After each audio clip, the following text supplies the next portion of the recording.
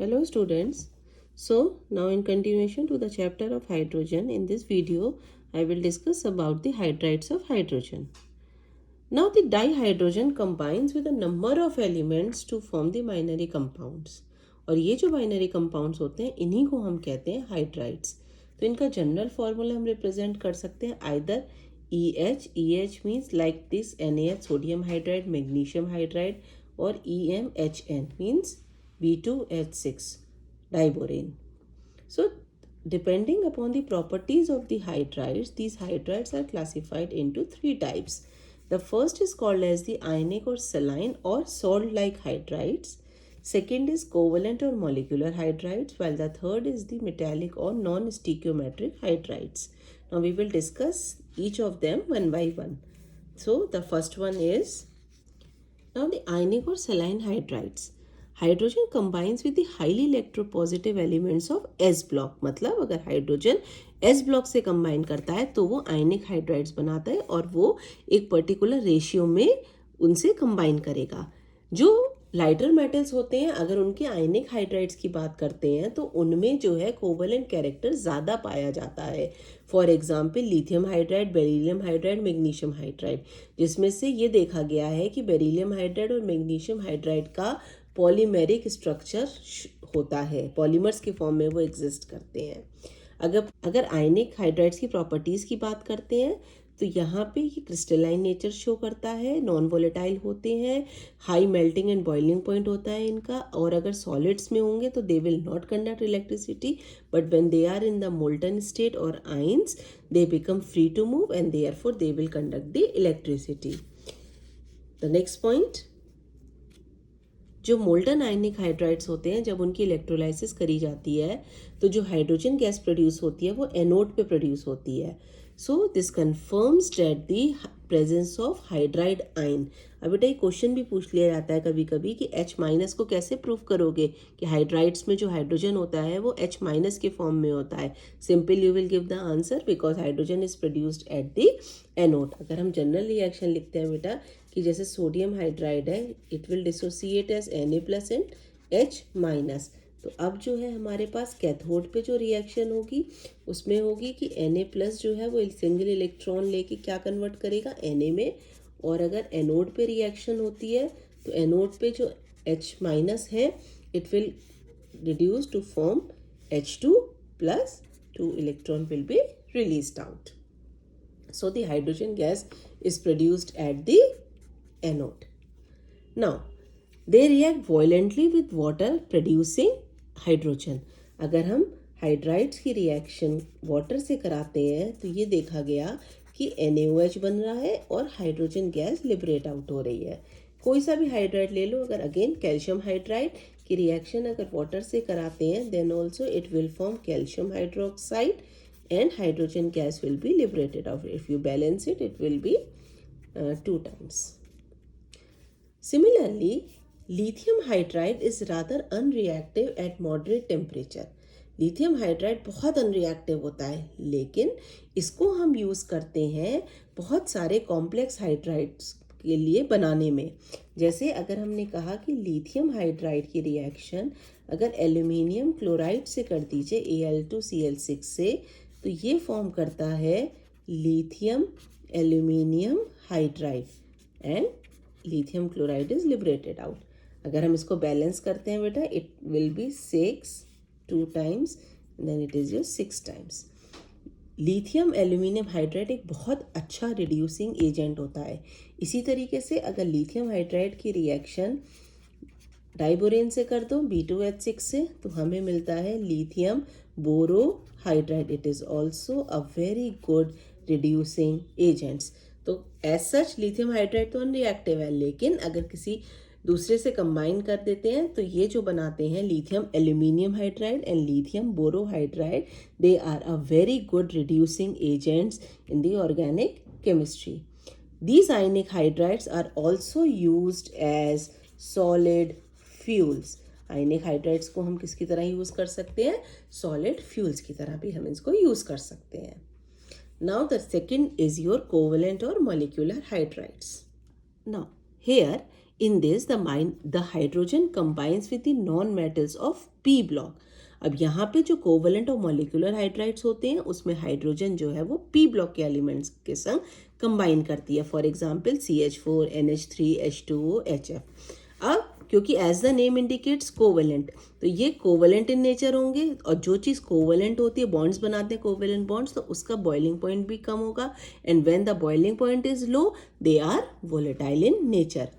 अब यहाँ पे बेटा कि इसमें कितने नंबर ऑफ इलेक्ट्रॉन्स प्रेजेंट होते हैं और कितने बॉन्ड्स वो बनाता है in the Lewis structure. The molecular hydrides are classified into 3 categories. The first is called as the electron deficient hydrides. यहाँ पे बेटा लर्न करने के लिए कंसेप्ट बिल्डअप कर लो. As the name indicates electron deficient hydrides, यानी कि वो हाइड्राइड्स जिसमें इलेक्ट्रॉन की डेफिशिएंसी होगी. और इलेक्ट्रॉन की डेफिशिएंसी कब होगी? जब यहाँ पे वो 4 बॉन्ड्स की बजाय वो कम बॉन्ड्स बनाएगा. That is with the form when the hydrides are forming the bonds with the group 13 elements. तो यहाँ पे इलेक्ट्रॉन डेफिशिएंट हाइड्राइड्स बनते हैं. यहाँ पे क्या होगा बेटा? These hydrides have less number of electrons for writing their Lewis structure. These hydrides are electron pair acceptors and therefore will act as a Lewis acid. क्योंकि वो डेफिशिएंट है, जो इलेक्ट्रॉन डेफिशिएंट होगा वो किसकी तरह एक्ट करेगा? लुईस एसिड की तरह एक्ट करेगा. The second is your electron precise hydrides. अब प्रिसाइज का मतलब हो गया कि बिल्कुल प्रिसाइज, सही तरीके से. सही तरीके से जब होगा तो कुछ भी एक्सेस में नहीं होगा. तो covalent hydrides in which the atoms have required number of electrons are to write their Lewis structure. और ये मेन इंपॉर्टेंट चीज क्या है बेटा? ये कौन सी ग्रुप बनाता है? ग्रुप 14. ग्रुप 13 डेफिशिएंट बनाएगा, ग्रुप 14 प्रिसाइज बनाएगा, और इसके बाद वाले जो होंगे 15, 16, 17 वो सब इलेक्ट्रॉन रिच हाइड्राइड्स बनाते हैं. So group 14 form such hydrides. For example CH4, C2H6, C2H4, C2H2, SiH4, germanium hydride and etcetera. Now electron rich, तो अभी बताया आपको, वो कोवेलेंट हाइड्राइड्स जिनमें एक्सेस ऑफ इलेक्ट्रॉन्स होंगे. और एक्सेस ऑफ इलेक्ट्रॉन्स कौन से ग्रुप के एलिमेंट्स बनाते हैं? 15, 16, 17. एग्जाम्पल आप देख सकते हो कि 15 के लिए अमोनिया हो जाएगा, 16 के लिए वाटर है HF. अब यहाँ पे आप जैसे जैसे देखोगे कि यहाँ पे excess of lone pairs present है. अगर अमोनिया की बात करते हैं तो इसमें से 1 सेट ऑफ लोन पेयर है. H2O की बात करो कि 2 सेट्स ऑफ लोन पेयर है. लेकिन HF की बात करेंगे तो 3 सेट्स ऑफ लोन पेयर है. जब लोन पेयर्स होते हैं so they acts as a Lewis base. लेकिन यहाँ पे HF जो है वो लुईस बेस की तरह काम नहीं करता है. यहाँ पे these ammonia, water and HF, or you can say electron rich hydrides, form the hydrogen bonding, and when they form the hydrogen bonding, boiling point are higher than expected. Now the next one is your metallic or non-stoichiometric hydrides called or the interstitial hydrides. यहाँ पे बेटा ये कुछ different तरीके के hydrides हैं. कुछ important points हैं जो आपको यहाँ लर्न करने होंगे. First of all, these interstitial hydrides or the non-stoichiometric hydrides are exclusively formed by the transition and the inner transition elements, यानी कि D and F ब्लॉक के एलिमेंट्स मेटेलिक हाइड्राइड्स बनाते हैं. अब जो D और F ब्लॉक के elements होते हैं वो हमारे ग्रुप नंबर 3 से लेकर और ग्रुप नंबर 9 तक रहते हैं. यहाँ पे जो ट्रांजिशन एलिमेंट्स होते हैं 3, 4 और 5 के, वो बनाते हैं मेटेलिक हाइड्राइड्स. ग्रुप 6 में सिर्फ और सिर्फ क्रोमियम ही हमारे पास ऐसा हाइड्राइड एलिमेंट है जो कि हाइड्राइड बनाता है. तो नेक्स्ट क्वेश्चन क्या हो गया कि ग्रुप 6 में से कौन सा एलिमेंट ऐसा है जो हाइड्राइड बनाता है? Chromium, CrH.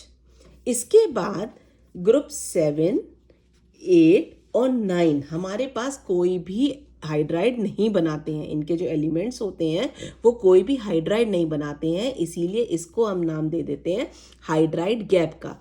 Then there is a gap of the elements of 7, 8 and 9 groups which do not form any hydrides. This is called as the hydride gap. अब नेक्स्ट इंपॉर्टेंट है कि जब हमने इसको बोला कि इंटरस्टिशियल हाइड्राइड्स होते हैं, तो क्या सारे ट्रांजिशन और इनर ट्रांजिशन एलिमेंट्स हमारे पास इंटरस्टिशियल हाइड्राइड्स कहलाए जाते हैं? नहीं. यहाँ पे सिर्फ hydrides of nickel, palladium, cerium and actinium are the interstitial hydrides. Interstitial hydrides क्या होंगे? यहाँ पे हाइड्रोजन एटम्स जो होते हैं वो ऑक्यूपाई करते हैं इंटरस्टिशियल साइट्स को। बाकी जो हाइड्राइड्स होते हैं इनके ग्रुप मेंबर्स के, वो उनका जो डिफरेंट लैटिस स्ट्रक्चर होता है जिसको हम इंटरस्टिशियल हाइड्राइड्स नहीं कहते। ये बात बेटा याद रखिएगा कि सिर्फ यही एलिमेंट्स होते हैं जो इंटरस्टिशियल हाइड्राइड्स बनाते हैं। बाकी एलिमेंट्स के जो स्ट्रक्चर होता है वो डिफरेंट लैटिस होता है, इसलिए वो उनको हम इंटरस्टिशियल हाइड्राइड्स नहीं कह सकते। तो यहाँ पे सिर्फ nickel, platinum, cerium and actinium are known as the interstitial hydrides. Now see the properties of these metallic hydrides.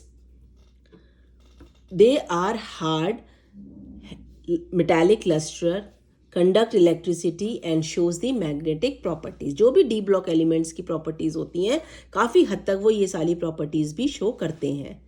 जैसे सेलाइन हाइड्राइड्स तो परफेक्ट हाइड्राइड था, लेकिन यहाँ पे जो हाइड्राइड्स बनते हैं वो नॉन स्टीकियोमेट्रिक हैं और इसीलिए इसका नाम भी दिया गया है मेटालिक और नॉन स्टीकियोमेट्रिक हाइड्राइड्स। तो नॉन स्टीकियोमेट्रिक मतलब कंफर्म्ड रेशियो नहीं है, और ये हम देख सकते हैं कि जैसे आप देख रहे हो लेंथेनियम हाइड्राइड 2.86, मतलब यहाँ पे हाइड्रोजन इसके लेंथेनियम के मेटल के कंसेप्ट में जो है वो कम है ना। तो इसलिए इनको क्या बोलते हैं? They are deficient in hydrogen. You can see the examples over here. तो यहाँ पे सब में आप देख सकते हो कि पॉइंट्स में है, means the hydrogen is deficient. अब तो हम इनसे क्या निकाल सकते हैं कि जो कॉम्पोजिशन होता है वो हाइड्राइड्स का वो फिक्स नहीं होता है।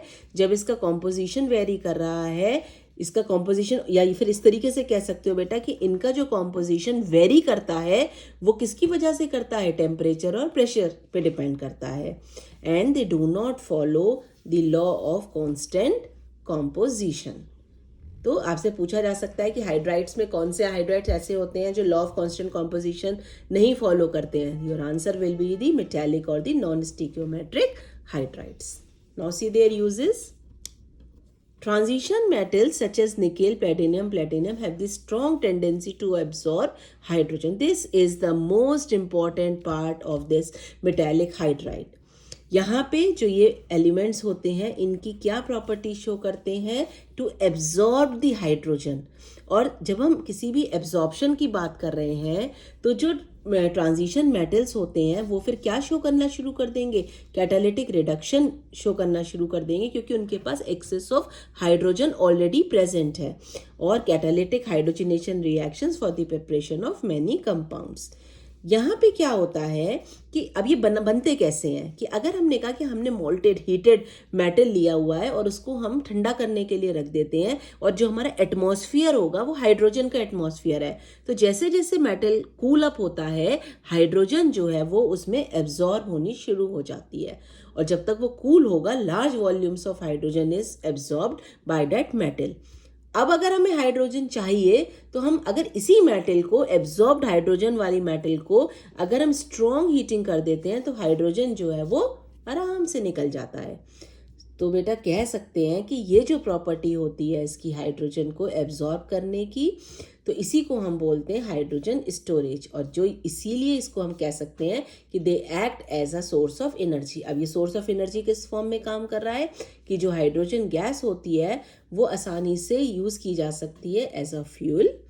Then these metals can be use to store as well as to transport hydrogen. These can be used as a reducing agent also. This is called as hydrogen economy. तो इसी को हम यहाँ बोल देते हैं कि हाइड्रोजन इकोनॉमी। और पर्टिकुलरली ये कौन शो करता है? मेटालिक हाइड्राइड से प्रॉपर्टीज शो करते हैं। क्यों शो करते हैं? क्योंकि वो लार्ज अमाउंट ऑफ हाइड्रोजन्स को एब्सॉर्ब कर लेते हैं। Hope you have understood the concept of hydrides of hydrogen. Stay home, stay safe. Thank you.